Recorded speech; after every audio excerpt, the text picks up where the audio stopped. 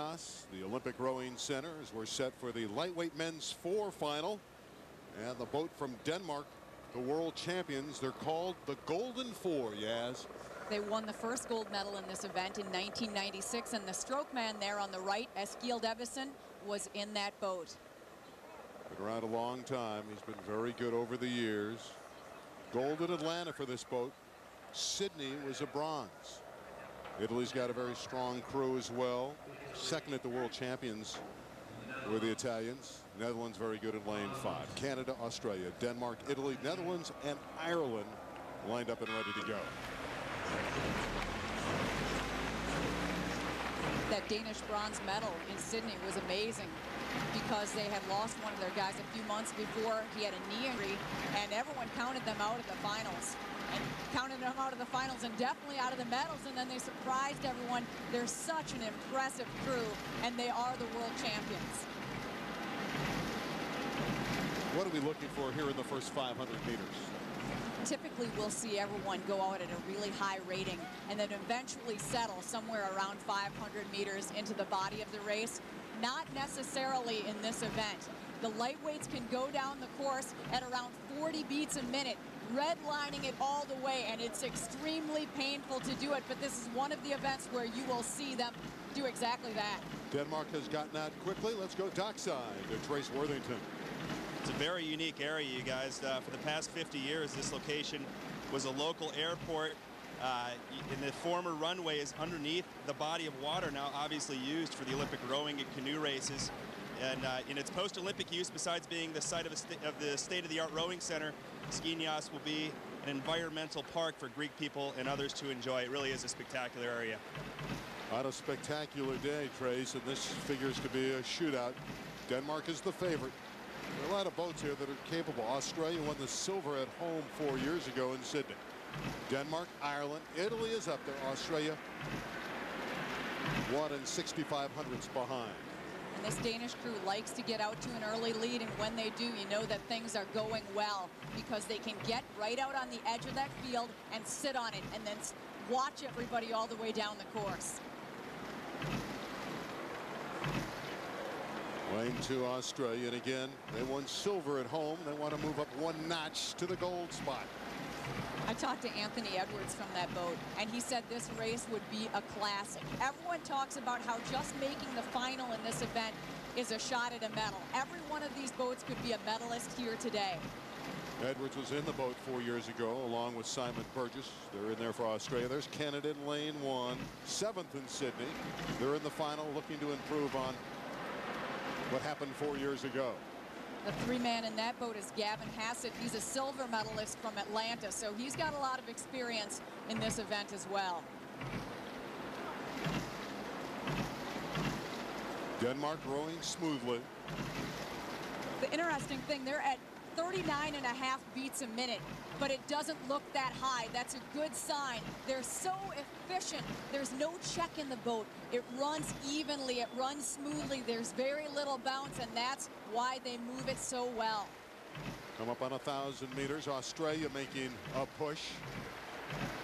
Italy still holding on to second, but Australia now right next to Italy. Ireland back and forth, Canada and the Netherlands.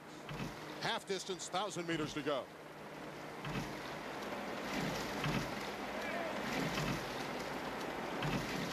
The field trying to suck the Danish team back in. This race is everything that I hoped it would be. And Italy, we can't forget them, Randy. Bruno Mascarenhas, the stroke, injured wrist, but he's still out there performing. They were 4th in Sydney and 2nd at the World Championships, and the Italians are very good, and they are moving. They've moved up to number 2 in this race. And they dominated the World Cup circuit this summer. They too like to lead off the line, so it wasn't a good sign for them to have Denmark get so far out, but obviously they haven't given it up because look at bow 4, they're just reeling them back in. Bow 4 is Italy. Mascarenhas does not appear to be suffering at all from that wrist injury that bothered him earlier in the regatta. This is quite a battle. Australia's right up there as well, as you can see.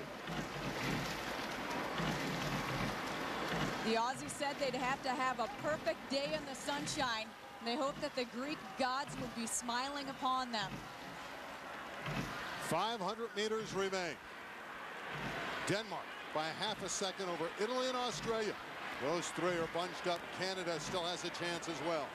They will pick up the stroke rate in the final 450 meters for gold in the lightweight men's 4. And the thing is, taking up the stroke rate when you're at a 40, where do you go? 40 is on the edge of the sprint sequence already, and they've been rowing this whole course at that rate. We did that once in our 8, and I can't tell you how painful it is. Denmark leading, Italy right there with them. Australia not far off the pace, they're in third. The Italians less than a quarter of a shell behind. Australia maybe a quarter of a shell behind. Canada not that far off the pace either. 125 meters left. I talked to Italian coach Giuseppe Lemura, and he said if the Italians were in contact with the Danes at the end, he knew that they could win it. Denmark still holding on, trying to fight off two boats, including the Aussies, who are in third. Fans up, cheering all these boats.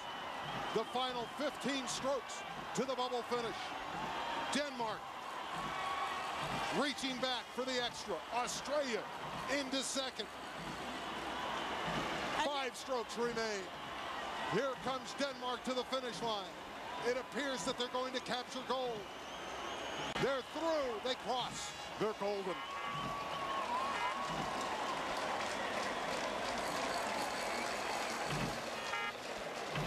And gold is back in Denmark. They struggled this summer on the World Cup circuit. They showed up here. They said they'd be fast. They won it in Atlanta. Had to settle for the bronze in Sydney. The golden 4. The Danes have captured gold again. And they let it off the line with that ever so smooth but aggressive stroke. The perfect balance. And the Australians and Italians reeling them back in, but the Danes managed to control it. How the Australians moved into silver, though, that was an incredible sprint. It was a terrific battle to the finish line. Denmark getting the gold. You can see that they are exhausted. Waiting on results. We apparently have a photo for the bronze.